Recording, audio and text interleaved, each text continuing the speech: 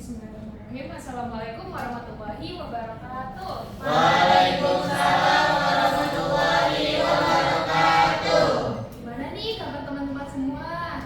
Alhamdulillah luar biasa. Allahu Akbar. Alhamdulillah ya teman-teman semua sekarang dalam keadaan sehat dan walafiat. Amin ya rabbal alamin. Oke, untuk mengawali pertemuan kita pada hari ini, alangkah baiknya kita buka dengan doa terlebih dahulu. Boleh ketua kelas Fadib untuk berdoa terlebih dahulu? Oke, baik teman-teman, mari kita membaca doa terlebih dahulu sebelum kita mulai pembelajaran hari ini. Berdoa mulai.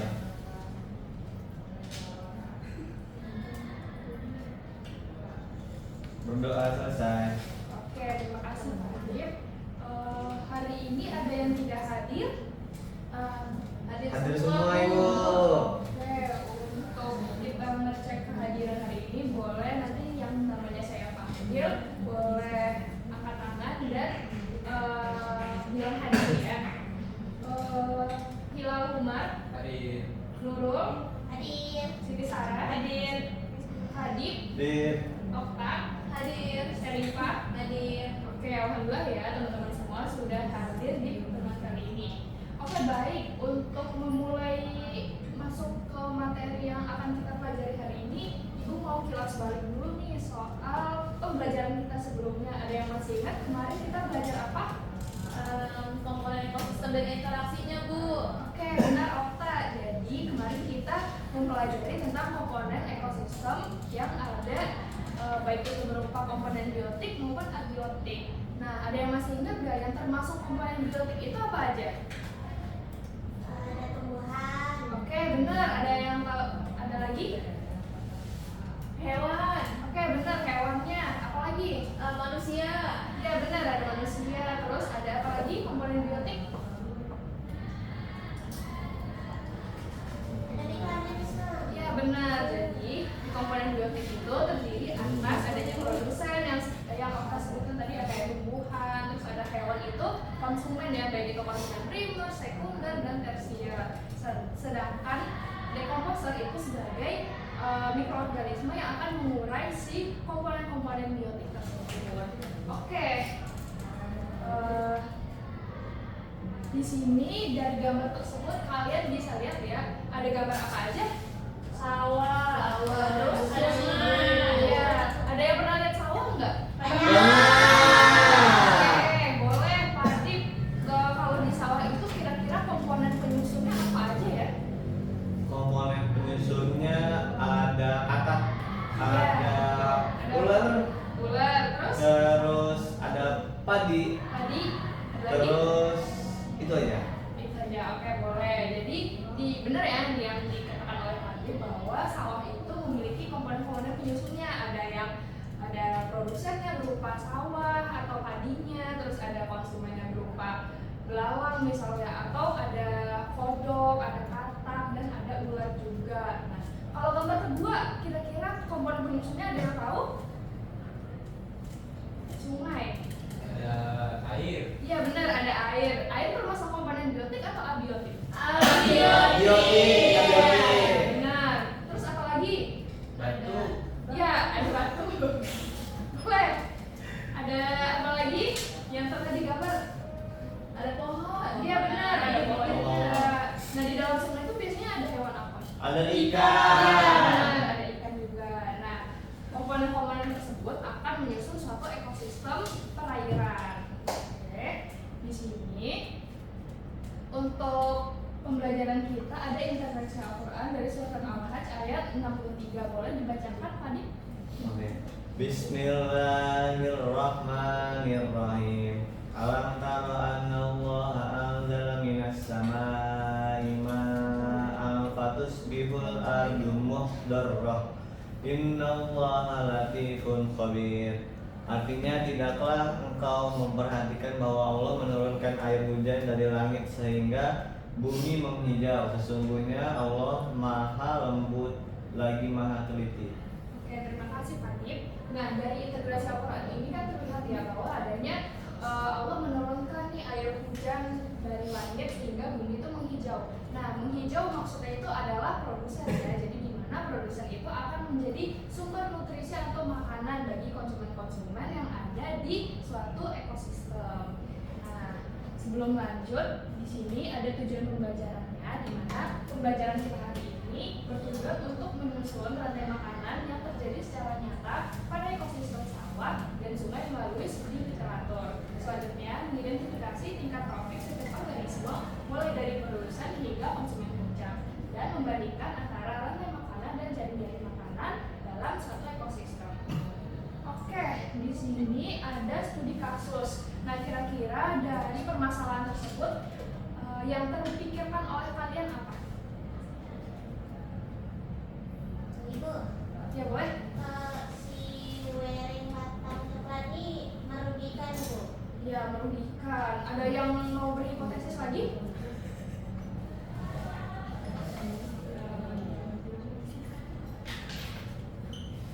Kenapa dia merugikan? Ada yang tahu kenapa? Hipotesisnya?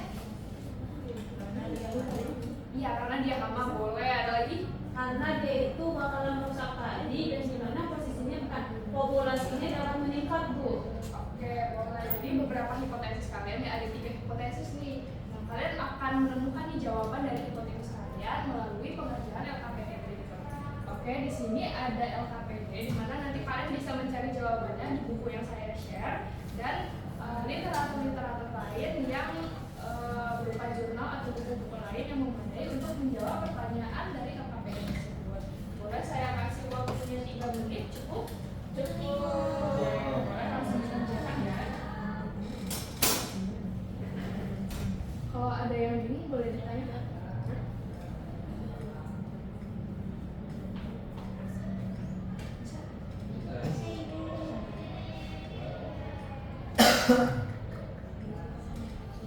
Kerjakan sesuai kelompok masing-masing ya. Yang saya share. Oke, Bu.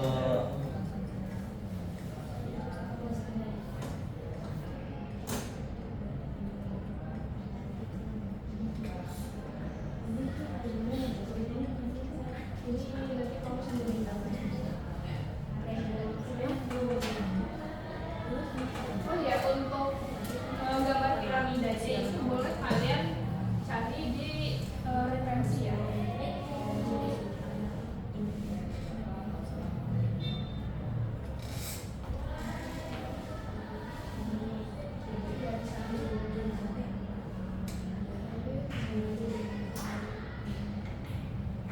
Gimana Pak Dik? Bisa? Kalau bingung. Boleh ya? Boleh. Nah, Oke.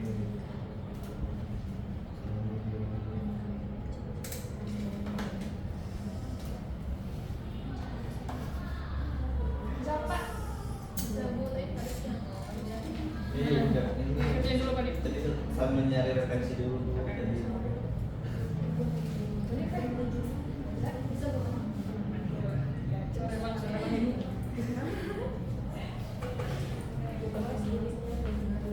Baik, tinggal 1 menit lagi. Ayo semangat.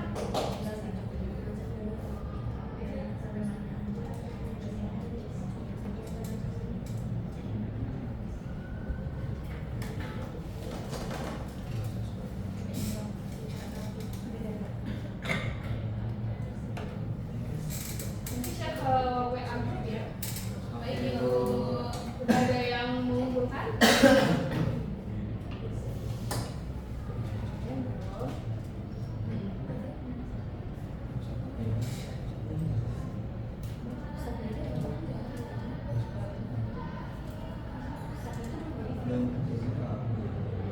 Kelompok 1 sudah, Bu. Oke, boleh nih ngomong juga sudah langsung ya. Kelompok Kelompok 2 2 itu udah. Oke, boleh. Saya cek dulu ya. Oke, kelompok 2 udah, kelompok 1 udah juga. Oke, boleh kelompok 1 untuk mempresentasikan hasil diskusinya. Fokusnya. Oh iya.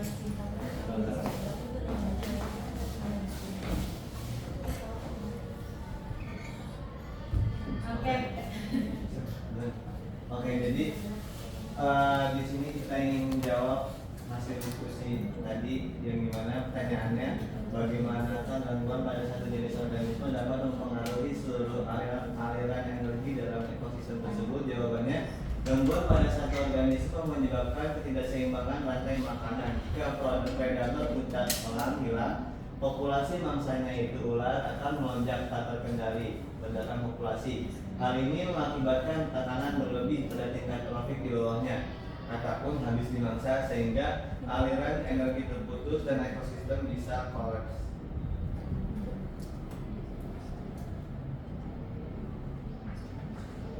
Di sini ada gambar di mana ada pertama sawah. Nah, hewan yang kita temukan yaitu ada ular, kodok, elang, rumput, belalang, dan jamur.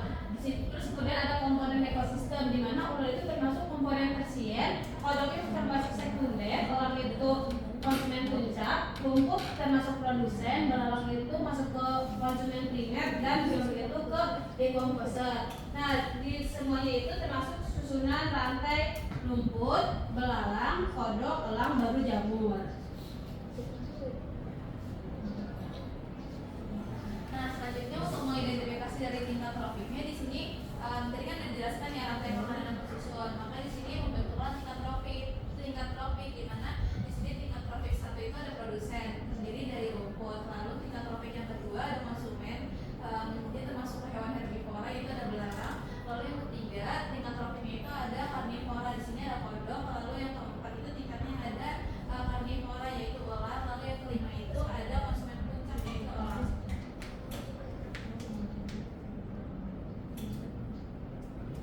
Nah, sekarang kita fokus ke sini nih, tadi yang dijelaskan dari yang paling atas ada elang, lalu ke ular, kodok, belalang, lalu produsennya itu ada di rumput. Nah di sini,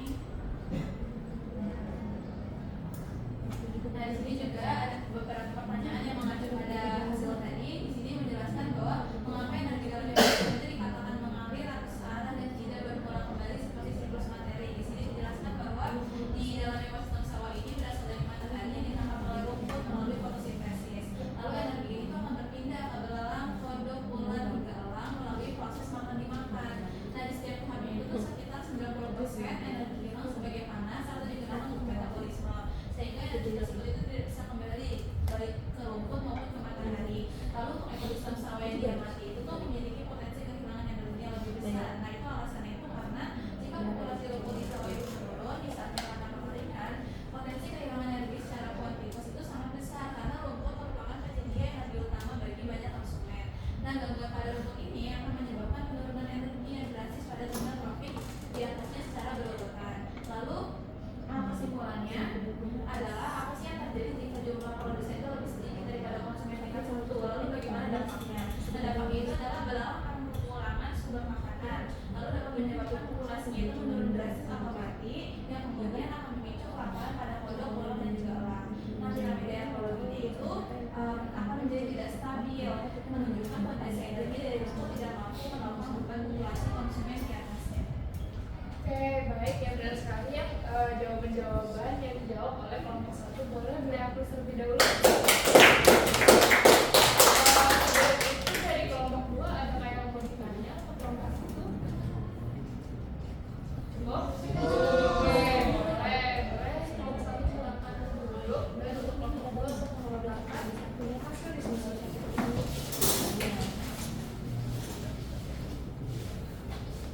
Ya udah nggak apa-apa. Jadi namanya banci Pak kata dia. Baik, izinkan kelompok dua untuk presentasikan hasil kami. Yang pertama di sini ada komponen dari biotik. Nah ini menjadi sebuah rantai makanan di mana di sini ekosistemnya itu sungai. Di sini ada hewannya seperti gamba dan alga. Dia ini sebagai produsen. Terus ada udang sebagai konsumen primer. Terus selanjutnya ada buaya sebagai konsumen puncak, lalu juga ada bebek itu sebagai konsumen sekunder, lalu di sini ada jamur itu sebagai komposter, dan juga di sini ada ikan kecil itu sebagai konsumen primer.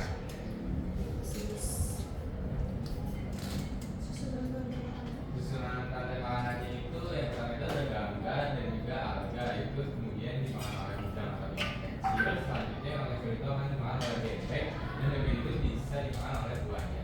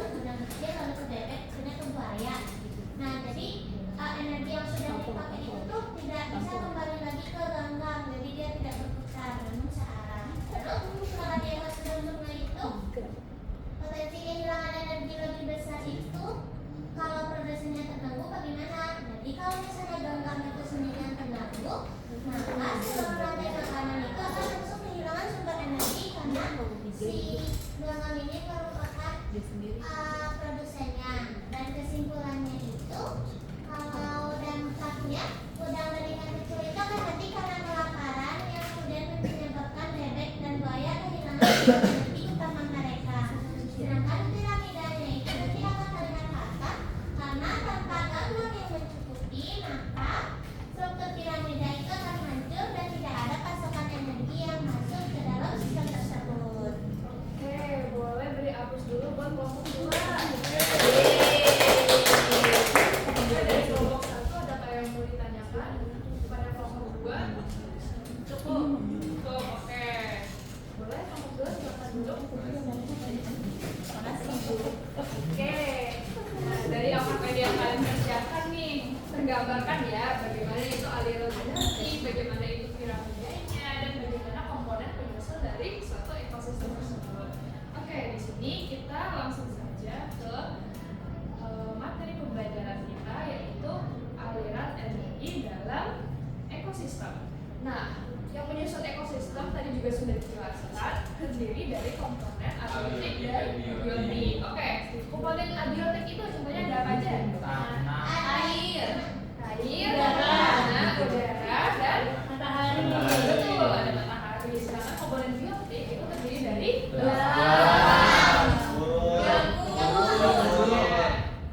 apalagi tuh? Tumbuhan. Ya, tumbuhan atau pohon pokoknya. Jadi apabila nggak ada komponen biotik atau abiotik, maka tidak adanya ekosistem. Oke. Nah, jadi apa sih yang dimaksud dengan aliran energi itu? Nah, sumber utamanya itu berasal dari komponen abiotik sendiri, yaitu matahari. Di mana matahari itu adalah sumber energi utama bagi hampir semua ekosistem yang ada di bumi ini. Nah, energi matahari itu memasuki ekosistem melalui proses yang namanya penyusunan atau kita kenal dengan fotosintesis. Di mana matahari itu akan masuk ke tumbuhan hijau, atau kalau di sungai itu tadi alga ya, sama tumbuhan air lainnya, yang dimana mereka itu akan mengubah karbon dioksida dan air menjadi glukosa yang fungsinya tuh untuk suplai makanan bagi produsen itu sendiri, sehingga produsen itu akan dimakan oleh konsumen-konsumen lainnya, sehingga terbentuklah yang namanya rantai makanan. Oke, boleh di sini ada namanya tingkatan trafik. Nah, kenapa sih harus disebut trafik? Ada yang tahu nggak? Terusuk ke atas gitu. Karena energinya memiliki. Iya, betul sekali. Dimana di awalnya itu kan tadi ada matahari ya, matahari ya, si produsen mengambil energi dari matahari, kemudian dia mendapatkan 100% energi ini dari si matahari. Nah, semakin ke atas, semakin makan dan dimakan, jumlah energinya itu akan semakin menurun atau kehilangan energi. Jadi akan berkurang 10% dari energi di tiap-tiap hewan yang mengkonsumsinya. Nah, di sini makanya tingkatan trafik dalam ekosistem itu bentuk piramidanya itu kerucut, karena semakin lama, semakin dimakan energi itu, maka semakin habis gitu. Nah, untuk pengertian dari jaring-jaring makanan sendiri, dimana yang telah disebutkan tadi dan juga telah dipresentasikan juga, dimana rantai makanan itu adalah jalur kebal aliran energi. Nah, prosesnya itu dimulai dari apa? Dari produsen. Ya, produsen dimakan oleh Konsumen konsumen satu dimakan oleh konsumen dua, terus konsumen terus murah. ya, jadi ada yang namanya konsumen 1, 2, 3 dan ada konsumen puncak dan langsung ke urai. Nah, jadi rantai makanannya itu dari awalnya tuh produsen dimakan sama konsumen, terus dimakan sama konsumen puncak, sama ada di komposer. Nah, beda lagi sama jaring-jaring makanan. Nah, di gambar ini kan ada 2 ya, di mana ada jaring-jaring makanan sama ada rantai makanan. Nah, yang jaring-jaring makanan dari gambar tersebut contohnya apa? Gambar 1 atau gambar 2? Yang jaring-jaring makanan. Nih, kita bahas jaring-jaring makanan dulu deh. Nah, jaring makanan itu merupakan gabungan dari berbagai rantai makanan, di mana mereka itu akan saling terhubung dari beberapa rantai. Misalnya kayak konsumen satu ini berarti dia bisa makan produsen kayak pohon atau enggak rumput gitu. Atau konsumen tiga dia bisa makan ayam, atau dia bisa makan belalang gitu. Nah, dari gambar yang sebelumnya kalian bisa analisis yang termasuk dari jaring-jaring makanan yang gambarnya mana? Yang kiri satu. Yang gambar satu. Oke, Iya. benar sekali. Jadi di gambar satu itu produsennya ada apa? Ada rumput. Ini apa itu? Ada Alga. Terus ini ada tumbuhan laut ya, tumbuhan sungai. Terus dimakan oleh apa? Alganya? Namanya dimakan Oleh ikan. udang. Iya, Udang. bisa dimakan oleh ikan, bisa dimakan oleh udang. Nah, Iya. terus tadi si udang dimakan siapa? Dimakan Ikan. Iya, Bebek. bisa. Jadi udang bisa dimakan ikan, udang bisa dimakan bebek. Bebek. Nah, Ya. kalau bebek nanti bakal dimakan Buaya. Betul. Jadi bebek nanti dimakan buaya. Iya. Nanti buaya bakal diuraikan oleh dekomposer atau jamur. Nah, kalau gambar kedua itu tentang apa? Tadi yang jadi makanan nih, apa yang makanan? Makanan di mana di sini berurutan ya, mulai dari padi dimakan belalang, belalang dimakan Kodok. kodok dimakan Ular. dimakan Belalang. belalang diuraikan jamur. Jamur. Jadi dimana kalau jaring-jaring makanan berarti beberapa rantai makanan ya yang ada di suatu ekosistem. Sedangkan jaring-jaring makanan berarti dimulai dari produsen, konsumen, dan dekomposer. Oke. Dari studi kasus yang kalian amatin sebelumnya, di sini bisa disimpulkan nggak? Hama itu akan mempengaruhi ekosistem tidak? Mempengaruhi. Oke, mempengaruhi ya. Kenapa mempengaruhi? Ada yang mau jelasin? Tadi berdasarkan hipotesis kalian? Karena tadi si ular yang datang kita ini Bu, ya kan kalau dia rusak tadi populasi si ularnya meningkat. Jadi kodok juga bakal meningkat karena makanannya banyak. Terus kalau kodok meningkat, nanti ular juga akan meningkat dan itu nanti bisa mengganggu pada sistem ekosistem jadi tidak seimbang lagi gitu Ibu. Ya betul. Jadi apabila padi itu dihinggapi atau diserang oleh hama perusak padi atau si ular ini, dia bakal menurun populasi si padi. Akibatnya si hamanya itu meningkat, itu yang dijelaskan oleh dulu, itu meningkat, terus nanti kodok juga meningkat, terus ada ular meningkat, sehingga mempengaruhi ekosistem dari si sawahnya itu, sehingga ekosistemnya akan terganggu. Oke. Dan untuk kerugiannya buat manusia ada nggak dari peristiwa tersebut? Ada apa? Hilal. padinya dikit. Ya, jadi kita nggak bisa mengonsumsi si padinya itu ya, makanya cara penanggulangan yang akan kita lakukan yaitu dengan membasmi si hama. Oke, benar ya. Sampai di sini ada yang mau ditanyakan dulu? Cukup Ibu. Oke, cukup ya. Mungkin dari pembelajaran kita pada hari ini boleh teman-teman isi kuis terlebih dahulu biar pada paham semuanya. Boleh langsung di scan.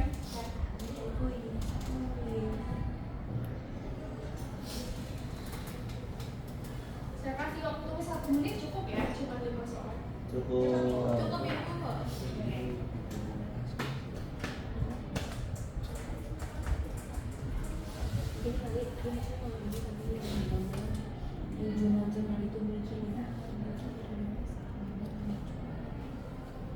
Bisa diakses linknya? Bisa Ibu.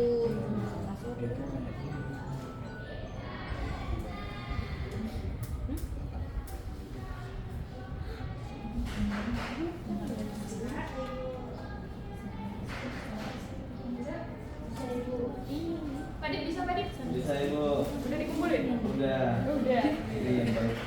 Belajar Padit. Wih, bagus. Oke. Udah mengisi semua? Belum Bu. Belum. Bentar Bu.